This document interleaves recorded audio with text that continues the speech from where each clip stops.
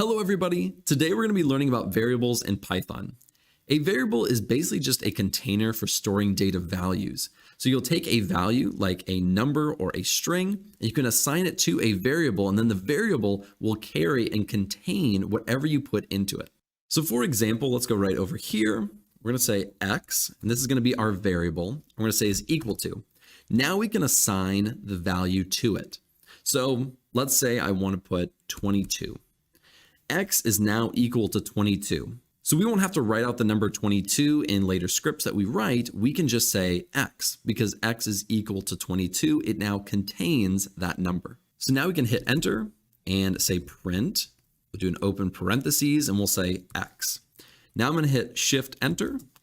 And now it prints out that 22 because we are printing X and X is equal to 22. This is our value and this is our variable. One really great thing about variables is that it assigns its own data type. It's going to automatically do this. So we didn't have to go and tell X that it's an integer. It just automatically knew that 22 is a number. So we can check that by saying type and then open parentheses and writing X. And we'll do shift enter again. And this says that X is an integer type. Now we only assigned an integer to X. Let's try assigning a string value or some text to a variable. So we'll say y is equal to, let's say mint chocolate chip. I'm feeling some ice cream today. So we'll say mint chocolate chip. Now, if we print that again, we'll do print open parentheses y and do shift enter. It'll print mint chocolate chip. And if we look at the type, we can see that the type is a string this time and not an integer. Now again, we did not tell it that X was an integer and Y was a string. It just automatically knew this. Let's go over here really quickly. We're going to add several rows in here because we're about to write a lot of different variables and really learn in depth how to use variables. The next thing to know about variables is that you can overwrite previous variables. Right now we have mint chocolate chip and that is assigned to the variable Y. So if I go down here and I say print Y, and I hit shift enter, it's going to print out mint chocolate chip. But if I go right above it, I say y is equal to, and let's say chocolate. If I print that out, it's now going to say chocolate. Whereas up here, I'm reassigning it to y. It's still going to say mint chocolate chip. So if I come right down here and I copy this, and I'm going to paste this right here, initially it is going to assign y to chocolate. But then right here, it will automatically overwrite y as mint chocolate chip. And when we hit shift enter, it's going to show mint chocolate chip. Variables are also case sensitive. So if I come up here and I say a capital Y, this is a lowercase y and this is a capital Y, it is going to print out the correct one instead of mint chocolate chip. And then if I go down here to the print and I type the capital Y, it will give us the mint chocolate chip. Up till now, we've only assigned one value to one variable, but we can actually assign multiple values to multiple variables. So let's do x, y, z is equal to, and now we can assign multiple values to all of those. So we can say chocolate, and then we'll do a comma, and then we can say vanilla, and then we'll do another comma and we'll say Rocky Road. Now, this is going to assign chocolate to X, vanilla to Y, and Rocky Road to Z. So what we can do is we'll say print, and we'll go print, and we'll say X, Y, and Z. So it prints out chocolate, vanilla, and Rocky Road. And these are our three different values. We can also assign multiple variables to one value. And we can do this by saying X is equal to Y is equal to Z is equal to, and we can put whatever we would like. Let's do root beer float. Then we'll come back up here. We'll copy this. And let's print off our X, our Y, and Z. And they are all the exact same.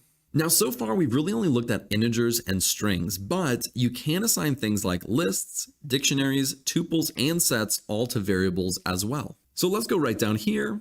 So let's create our very first list. I'm going to say ice underscore cream, is equal to, and that is our variable right there. The ice underscore cream is our variable. So now we're going to do an open bracket like this, and we're going to come up here and copy all of these values, and we're going to stick it within our list. So now within ice cream, we have 3 string values: chocolate, vanilla, and Rocky Road, all within this list. So what we can do is we can say x, comma y, comma z is equal to ice underscore cream. So now these 3 values, chocolate, vanilla, and Rocky Road, will be assigned to these 3 variables, x, y, and z. And we can copy this print up here, and we'll hit Shift Enter. And now the x, y, and z all were assigned these values of chocolate, vanilla, and Rocky Road. Now, something that we just did, which is really important, or something that you really need to consider, is how you name your variables. So right here, we have ice cream. Now, this to me is exactly how I usually write my variables, but there are many different ways that you can write your variables. So let's take a look at that really quickly. And let's add just a few more, because I have a feeling we're going to go a little bit longer than what we have. So there are a few best practices for naming variables. First, I'm going to show you kind of what a lot of people will do. I'll show you some good practices, and I'm going to show you some bad practices as well that you should avoid doing. The first thing that we're going to look at is something called camel case. And let's say we want to name it test variable case. Case. Now, if we have a test variable case, the camel case is going to look like this. We'll have lowercase test, and then we'll have uppercase variable, and uppercase case is equal to. This is what this variable is going to look like. And we can assign it vanilla swirl. And this is what your camel case will look like. It's going to be lowercase, and then all the rest of those compound words, or however you want to say that, these letters are going to be capitalized to kind of separate where the words end and begin. Let's go right down here. We're going to copy this. The next one is called Pascal case. So Pascal case is going to look just a little bit different. Instead of the lowercase at test, it's going to be a capital T in test. So test variable case. Again, this is a very similar way of writing it, very similar to camel case, but just a capital at the beginning. Now let's look at the last one, and this one is my personal favorite. This one is going to be the snake case.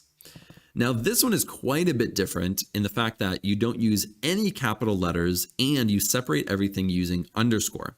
So we're going to write test underscore variable underscore case. Now, typically, let me have them all in there. Typically, these are the best practices. These are what you typically want to do. But probably the best one to use is this snake case right here. What a lot of people say is that it improves readability. If you take a look at either the camel case or the Pascal case, which you will see people do, it's not as easy to distinguish exactly what it says. And the name of a variable is important because you can gain information from it if people name them appropriately. So when I'm naming variables, I usually write it in snake case because I just find it a lot easier to read because each word is broken up by this underscore. So now let's look at some good variable names. These are all ones that you can use or could use. So let's do something like test var. So test var is completely appropriate. We can also do something like test underscore var. Underscore. We could do underscore test underscore var. You'll see that often as well. Well, people will start it with an underscore. You can do test var, capital T, capital T, capital V in test var. Or you could even do something like test var 2. Now, adding a number to your variable is not inherently a bad thing. Usually it's semi-frowned upon, but there are definitely some use cases where you can use it. But one thing that you cannot do is do something like putting the 2 at the front. If you put the 2 at the front, it no longer works. It won't run properly at all. So we're going to take that out. So we can't do that. So I'm going to use this as an example of what you should not do. You also can't use a dash. So something like test dash var2, that doesn't work either. And you also can't use something like a space or a comma, or really any kind of symbol like a period or a backslash or equal sign. none of those things will work within your variable. Now, another thing that you can do within your variable is use the plus sign. So let's assign this. We'll say x is equal to, and we'll do a string. We'll say ice cream is my favorite. And then we'll do a plus sign and we'll say period. Now, what this will do is it will literally add these two strings together. So let's do print and we'll do X. So now it says ice cream is my favorite. One thing that we cannot do in a variable is we cannot add a string and a number or an integer. So we can't do ice cream is my favorite 2. If we try to do that, it will give us this error right here. So in this error, it's saying you can only concatenate a string, not an integer, to a string. So only a string plus a string for this example. You can also do, and we'll say x is equal to, or we'll say y.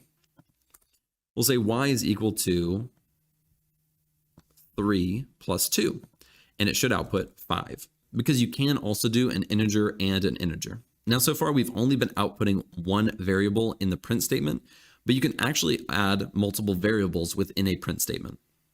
So let's go right down here. We're going to say, let's give it some more right there.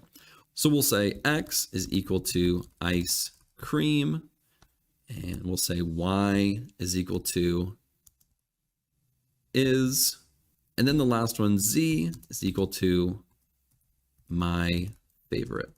And we'll do a period at the end. Now we can go to the bottom and we can say print x plus y plus z. And when we enter that,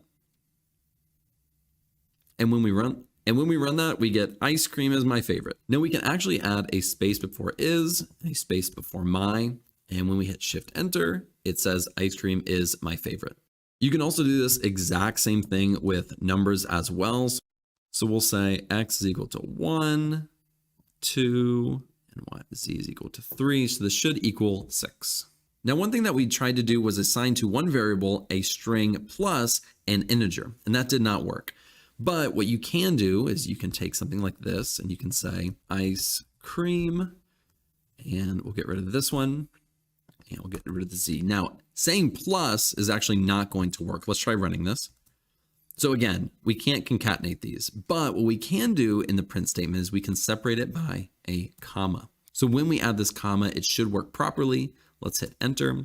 And it says ice cream 2. Again, this makes no sense, but you are able to combine a string and an integer separating by a comma. Now, this is the meat and potatoes of variables. There are some other things as well, but some of those things are a little bit more advanced and not something I wanted to cover in this tutorial. Although we may be looking at some of those things in future tutorials, but this is definitely the basics, what you really need to know about variables. I hope that this video was helpful. If it was, be sure to like and subscribe below, and I will see you in the next video.